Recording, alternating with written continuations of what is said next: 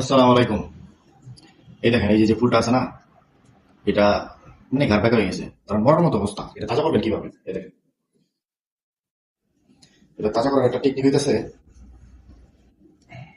দেখেন, এই যে এগুলো আছে না, এটা নিবেন, এর ভিতরে ঢুকাবেন, পরে এই যে এভাবে এভাবে পেঁচাবেন।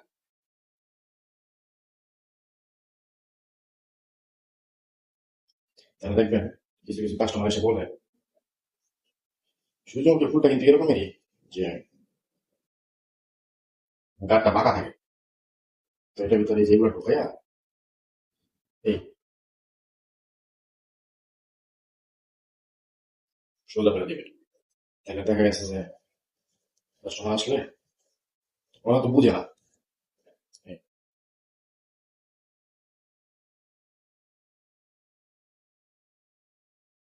এই সোজা হয়ে গেছে।